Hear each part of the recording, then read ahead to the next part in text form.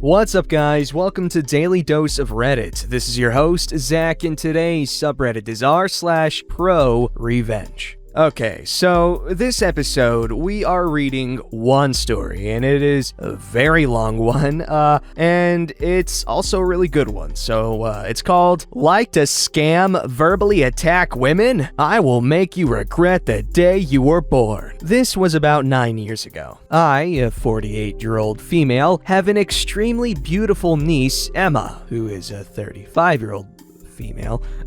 On my husband's side, she is a head-turner, very approachable, humble, and very smart. She is also very shy and has trouble asserting herself and enforcing boundaries. I used to know a guy, Dean, now 51, from my first marketing job. We worked in the same building. Most youngsters knew each other and grouped for lunch at the lobby cafe. He was a very cool guy, super funny, amenable, and likable. He was clear in his goal of becoming a business owner. Our small group kind of disbanded. I moved on and slowly lost touch with my clique. Fast forward, and now I'm married and actively looking to expand our business. I bumped into Dean at a dentist appointment. We exchanged updates while in the waiting room. He now owned a small business services company. I looked into his website and decided to give his services a try. He became our regular supplier, and our working relationship brought him lots of referrals. Basically, we indirectly helped him build his business. I had my niece Emma apply for a job at his company as he was actively looking for new workers. She was hired as a little bit of everything employee. The pay wasn't great, but she was only one course short of graduating and wanted to build a resume. For about a year, our work routine involved paying him good, steady money for extremely professionally done services: payroll, accounting, expo representation, etc. Dean introduced us to Charlie. He'd been complaining that his business was getting slower and slower. 2011. The recent recession was hard to climb out of for many small business owners. Charlie was some sort of consultant. I use the term sort of because his actual scope wasn't clear. Charlie seemed like an okay guy, very formal and polite, with just the right balance between seriousness and smiles. We were invited to a business meeting so that Dean could discuss some stuff and hear our input. This wasn't rare. Dean and I had been avid brainstorming partners, and our sessions helped each other back when we first met. We had periodical discussions after we reconnected. I wouldn't discuss my business with him for ethical reasons, but I didn't mind hearing him out and perhaps offering my opinion. Charlie and Dean presented a business opportunity, but my husband and I passed. At the end of dinner, everyone pitched in, but the tab was $90 short. Charlie apologized for not having money on him and directly asked my husband to cover him. We covered his portion because we felt we were put on the spot. I made up my mind that if the guy didn't pay us back, I would have Dean reimburse the expense. Husband and I left the restaurant and discussed our dinner surprise. We decided to drop it to avoid getting paranoid. We didn't really know this guy, and Dean didn't seem bothered at all. Charlie paid us immediately, like at 10 o'clock the next morning. He was contrite and apologetic. Charlie became a fixture at Dean's office. Dean had a change in behavior. He seemed hungry and thirsty for fast money schemes and quick success. They spent the day on meetings about mostly every MLM in the book. With Dean constantly out of his office, the quality of services dropped significantly. We had to chase him to deliver things on time. We needed to stress the importance of timelines, etc. Dean's office became sort of a meeting place for the corner cutters, the alpha male wannabes, and the "I'm gonna succeed fast and rub it in the face of each person who has called me incompetent" hungry. Our frequent dinner meetings thinned out. Charlie's true character began to surface. Sexist jokes, women are stupid, blah blah, ethnic jokes, talking down at people, raising his voice. He took a sip of my niece's Coke and she was disgusted, so she gave it to him and got a new one. My niece became Dean's formal assistant. She had to attend every meeting, sometimes until very late hours. I began to wonder if she was getting paid for the extra hours, but I could be wrong and did not want to interfere. We declined every invitation if we knew Charlie would be there. We signed up for only 3 yearly services and canceled on other services where customer service had declined. It worked out. Then we paid Dean 10 grand for installing our new platform with control over our own use of technology. 3 weeks and we still couldn't use the platform. It didn't support multiple users as needed, and we required someone from Dean's company to visit on a daily basis because we couldn't get it running. We simply asked for our money back. Dean agreed and paid us $2,000 and promised the other $8,000 in installments. I asked for a personal meeting because I needed the whole thing solved. We paid our money, had no service, and still had to wait to get my full refund? Really? By then, Charlie had taken full control and was running the show. Crucial employees randomly got fired. Charlie yelled at everyone and made decisions with Dean never saying a word. My niece looked unhappy. Dean had her carry his suitcase and had her constantly serve Charlie some coffee. I did not appreciate the crude jokes he directed at her either. Dean did nothing, but I stood up for her. Charlie didn't like being challenged, so the atmosphere got really tense. Too many things didn't add up.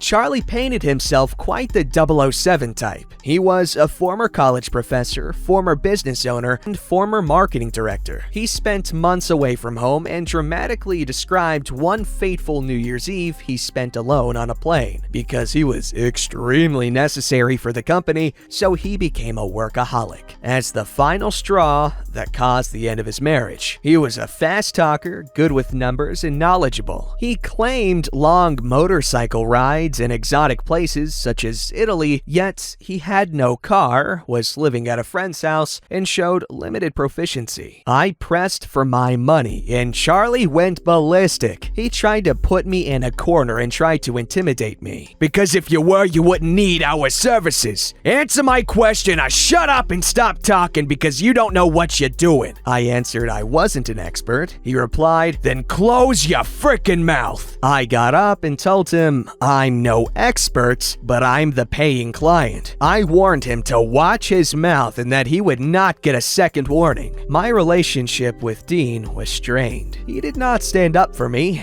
not as a friend, but as a client. I told Dean I would never again deal with Charlie on no uncertain terms. I canceled all accounting and payroll services immediately. Zero trust. I researched Charlie's background. None of his corporate experience checked out. He had an extensive criminal record: gender violence, bank and wire fraud, securities fraud, patrimonial crimes, and pending arrest warrant dated 8 years prior. I forwarded this to Dean. He never replied. I urged my niece to leave her job, but she decided to end her semester and then get another job. Bad decision. She said Dean owed her overtime and leaving her job would almost guarantee she would never see that money. Dean contacted me with a solution. He gave an unconvincing apology and asked me to meet him and an excellent software company owner who could help. I insisted on getting my refund, but he promised he would cover the expense. I addressed Charlie's criminal record, and he said he didn't know, but had confronted Carly and had cut ties for good. Lying. Charlie claimed all had been solved and he was now on probation. I met the lady. Her name was Frances, and she was hostile, standoffish,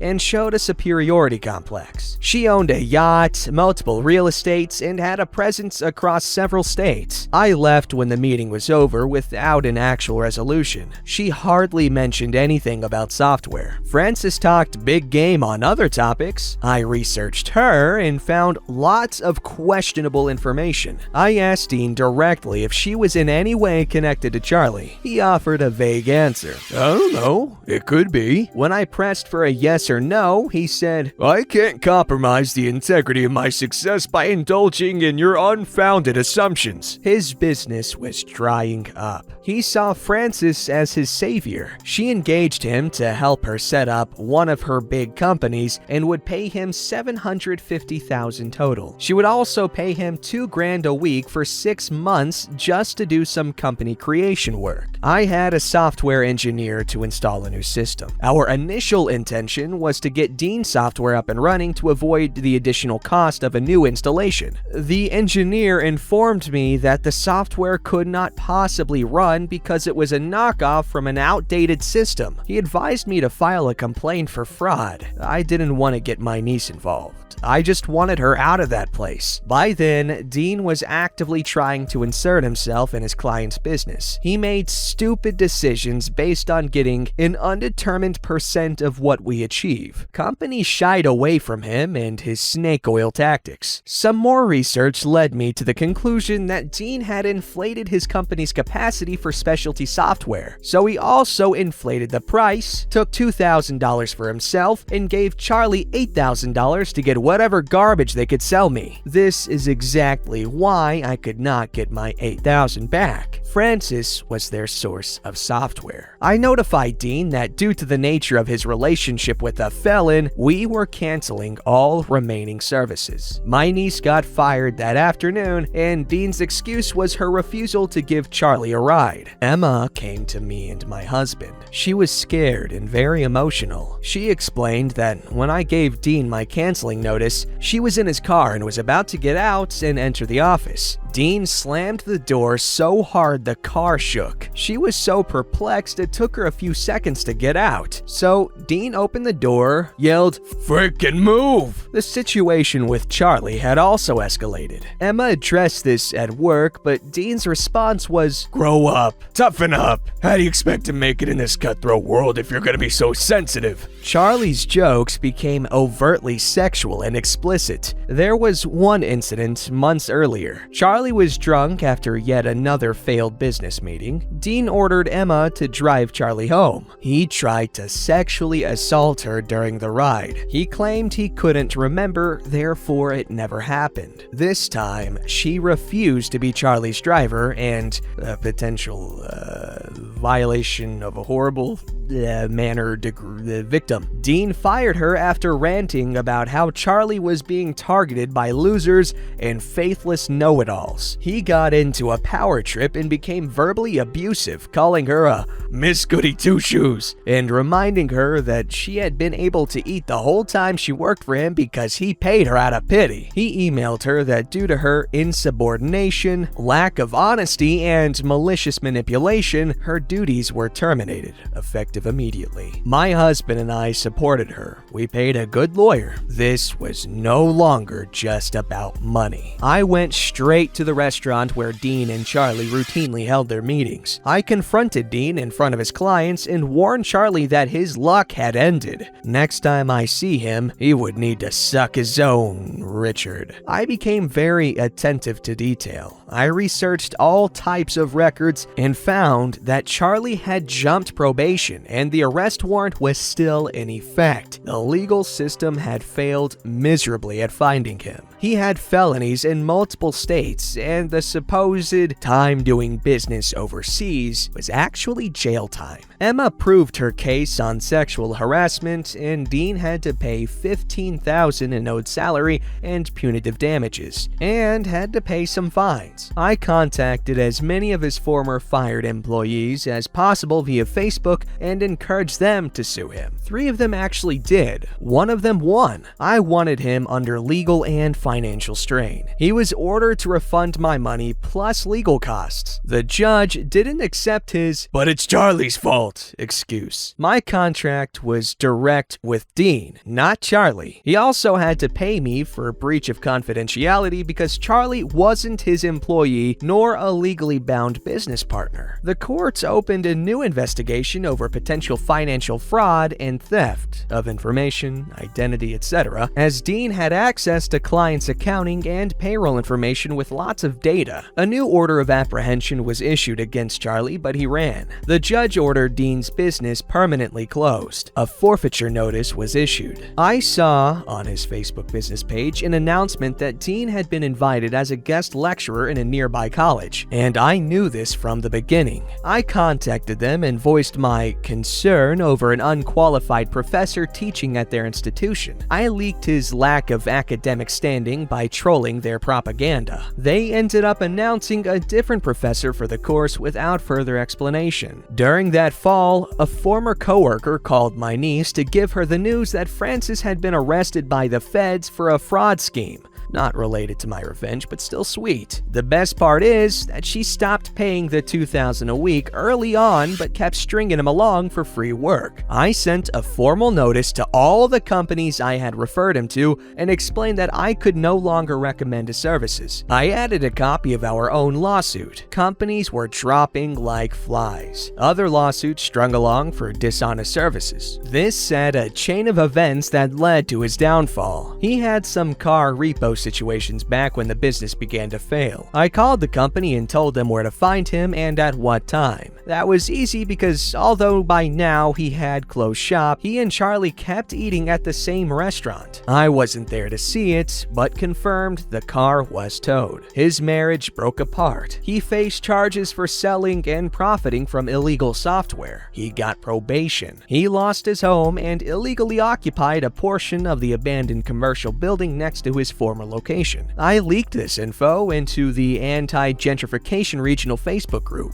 The zone was under scrutiny because residents were being pushed away. He used the spot as a small office and living quarters. The residents wanted it as a community center. They held a protest right in front. The police came. He was charged with trespassing and stealing electricity from a nearby building. Goodbye probation. Charlie was harder to nail. He disappeared for years. I could not find him. Again, he later gained confidence. His social media became moderately active. He claimed to own some bogus business. He never appeared in any of his pictures posts. I pondered whether he was posting from inside of jail or something. I went to his aunt's profile. She posted regularly. Some pictures showed him doing family gathering stuff. I found out via her comments that he now had a young child and his legs were amputated from too much drinking, poor control over his blood sugar. Same bad person. Frickin' liar. Picture caption, "Happy birthday, dear son, even though cold-hearted people are keeping us apart." I found out he had an unpaid child support case. I anonymously contacted both the baby mama and the child support division. I gave them everything. His aunt's address and every freaking place I knew he visited. He was arrested and new charges were filed, including sexual battery, I don't know about this one, and financial abuse of a mentally ill adult. I only recovered $3,000 out of the $8,000 he took. My case against him lasted almost 2 years, but seeing him all pale and listening to his trembling voice during the court hearings was more than enough. The case took a toll on his already weakened health. His hands trembled. He cried and got ill when he was sentenced. He just kinda dropped his head and became super pale. Then he motioned his head to each side and shivered as he got help from the medics. I remember the judge's opening sentence was, "I'm tired of this case. In over 10 years, I've read your name in multiple warrants and yet